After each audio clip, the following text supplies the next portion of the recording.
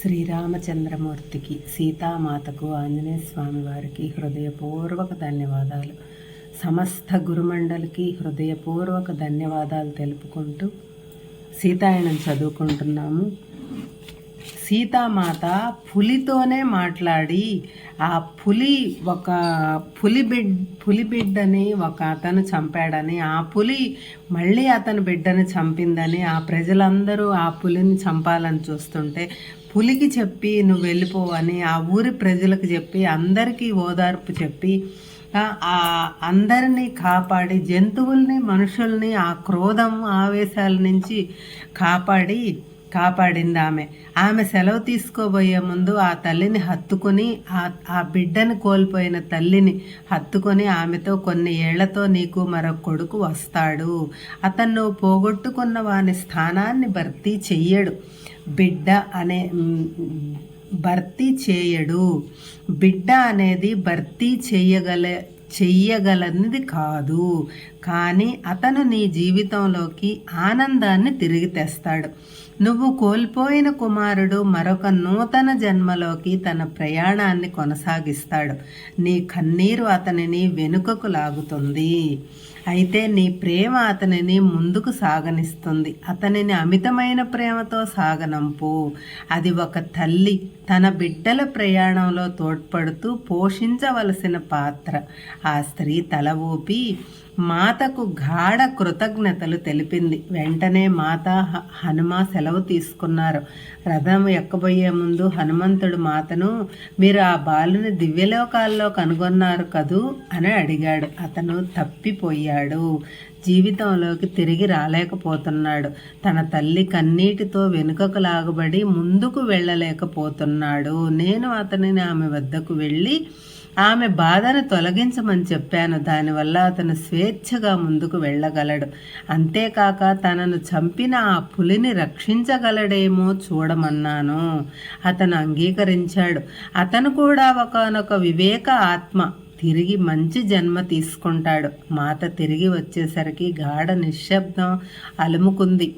దానితో నేను ఏ ప్రశ్నలు అడగలేదు. ఆ సాయంత్రం కూడా ఆ అసౌకర్య భావన కొనసాగి పిల్లలకు భోజనం పెట్టిన వెంటనే నన్ను తీసుకువెళ్ళి పడుకోబెట్టమంది. ఆ రాత్రి నిద్రపోలేదు.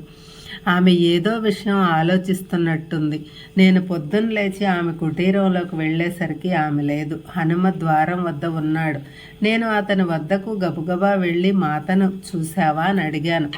ఆయన తన వ్రేలు అడవి వైపు చూపించాడు. అక్కడ మాత ఒక చెట్టు కింద ధ్యాన స్థితిలో ఉంది. ఆమె బయటకు ఎప్పుడొచ్చింది అడిగాను నేను. అర్ధరాత్రి. నేను బయట నిద్రిస్తుండగా ఆమె కుటీరాన్ని వదిలి అడవిలోకి వెళ్ళటం చూశాను. నేను ఇక్కడే ఉండి ఆమెను గమనిద్దామని అనుకున్నాను. నిన్న ఏం జరిగింది హనుమ? ఆమె వచ్చేసరికి ఆలోచనలో ఉన్నట్టుంది. అప్పుడు హనుమ నాకు జరిగిందంతా చెప్పాడు. తిరిగి వచ్చేటప్పుడు ఆమె నాతో ఎక్కువ మాట్లాడలేదు. రాబోయేదానిని తాను చూసిందని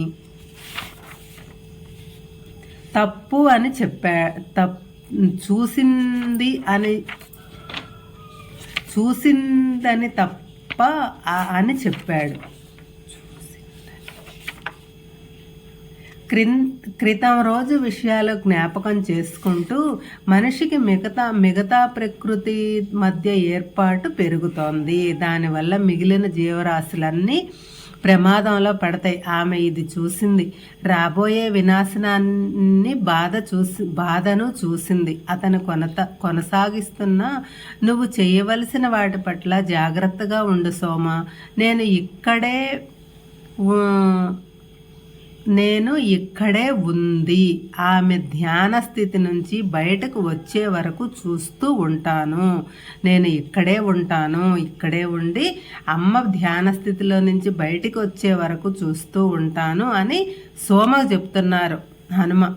మాత రోజుల పాటు ధ్యానంలో ఉండి నేను ఎందుకు ఇలా ఉందా అనుకుంటూ హనుమను అయోధ్యకు వెళ్ళి శ్రీరాముని ఆమె స్థితి గురించి తెలియజేస్తావా అన్నాను.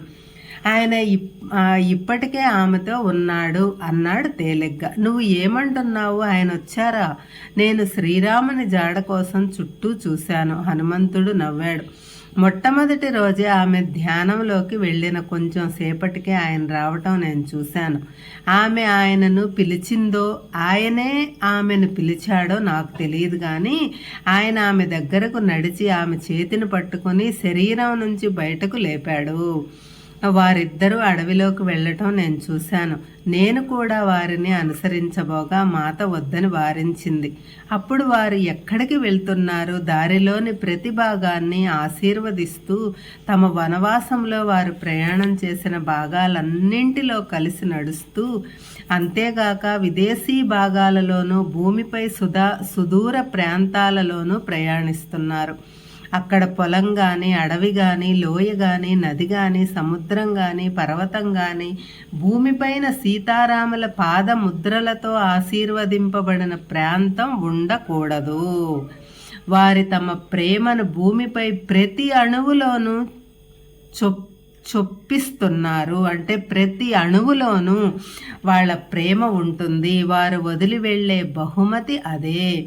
ముందున్నదేదో మాత చూసింది కనుక వారిలా చేస్తున్నారు. హనుమ మాట్లాడేటప్పుడు గొప్ప ప్రేమ, భక్తులు తొణికిసలాడాయి. వారు ఈ భూమికి వదిలేటప్పుడు నేను వారి పాదముద్రలు ఎక్కడికి తీసుకువెళితే అక్కడకు వెళతాను. భూమాత శరీరంపై వారు వదిలే ప్రతి ముద్రకు నేను సాగిల పడతాను. కానీ నాకేమీ అర్థం కాలేదు హనుమ. మాత అక్కడ కూర్చునే ఉంది. ఆమె భూమిని ఎలా చుట్టి రాగలదు? నేను గొణిగాను. ఆయన నవ్వాడు. అయోధ్యలో కూడా ఆయన తన ధ్యానపు గదికి తాళం వేశాడు. అయినా నేను వారిద్దరిని వారి భౌతిక శరీరాలతో సెలవు తీసుకోవటం చూశాను. అది శ్రీరాముడు సీతామాతల మర్మం. వారు తమ భౌతిక రూపాలకే కట్టుబడి లేరు. అవసరమైతే ఒకేసారి వారు అనేక రూపాలు ధరించగలరు. హనుమ మాట్లాడుతుండగా నేను ఆకాశ మేఘావృతం అవటాన్ని చూసి వర్షం వస్తుందేమోనని భయపడ్డాను. అప్పటికి ఇంకా వేసవి ఉంది, కానీ నేల బీటలు వారటం వల్ల వర్షం కోసం ఎదురు చూస్తున్నాము.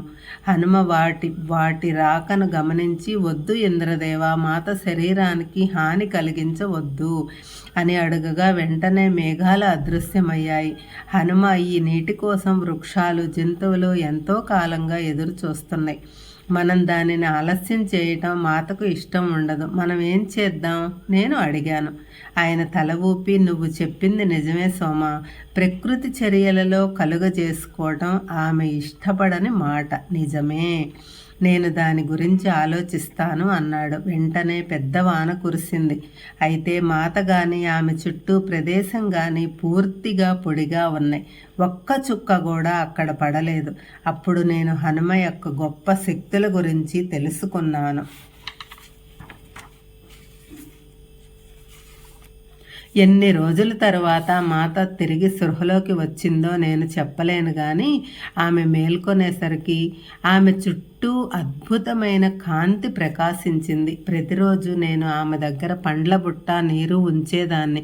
ప్రతి సాయంత్రం జంతువులు వచ్చి వాటిని స్వీకరించేవి. ఇది చూసి మాత ఎంత సంతోషించిందో అనుకోవటమే కాక ఆమె ఆరోగ్యం గురించి విచారించేదాన్ని. ఆమె ధ్యాన స్థితి నుంచి లేచి కుటీరంలోకి వచ్చేసరికి ఆమె శరీరం దృఢంగా రోజూ తింటూ తాగుతూ ఉన్నట్లుగానే గమనించాను. ఇన్ని రోజులు ఉపవాసం తర్వాత కూడా ఆమె కొంచెం కూడా బలహీనపడలేదు.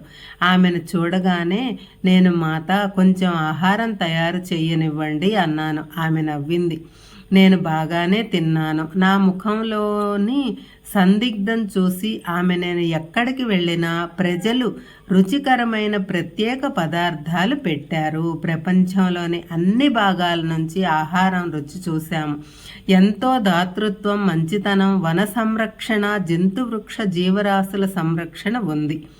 భూమి పట్ల అనంతమైన ప్రేమ కలిగిన వారు ఎప్పుడూ ఉన్నారని,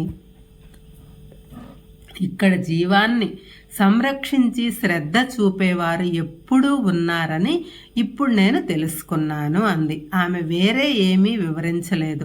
బహుశా హనుమంతుడు నాకు ముందే చెప్పి ఉంటాడని భావించి ఉంటుంది. ఆమె పిల్లల గురించి అడిగింది. భూమి చుట్టూ మాత ప్రయాణించిన తరువాత కొద్ది రోజుల్లోనే అంతా సర్దుకుంది. కొన్ని వారాల తర్వాత శ్రీరాముడు వచ్చాడు. రాత్రి భోజన సమయంలో పులిచేత చంపబడ్డ పిల్లవాని కుటుంబాన్ని దర్శించినందుకు కృతజ్ఞతలు చెప్పాడు. ఆ వార్త రాజ్యమంతా వ్యాపించింది. ప్రతి పౌరుడు అతడు లేక ఆమె శ్రద్ధగా చూడబడాలని భావించాలి. వారిని పట్టించుకుంటేనే మనం పట్టించుకోబడతాము. నువ్వు ఈ ఉదాహరణలు నెలకొల్పావు. ఆ తల్లికి నువ్వు అద్భుతమైన బహుమతిని ఇచ్చావు. తన బిడ్డను కోల్పోయిన తల్లికి ఓదార్పునివ్వటం కంటే మించిన సేవ ఏదీ లేదు. కానీ ఒక పని చెయ్యాలి అంది సీత సాలోచనగా. వీటన్నింటికీ కారణం అయోధ్య నుంచి వచ్చిన ఒక వేటగాడు బుద్ధి లేకుండా పులిపిల్లను చంపటం.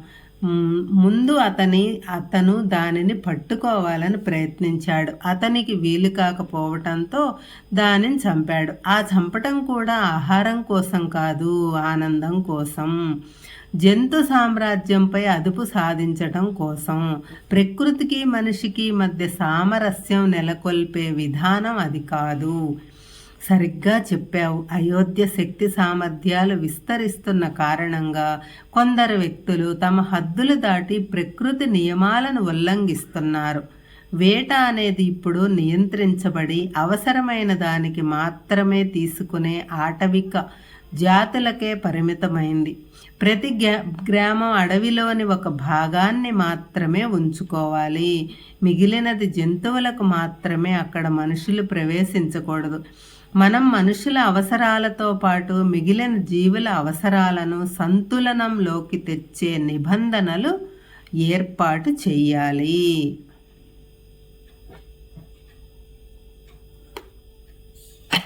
హరే కృష్ణ.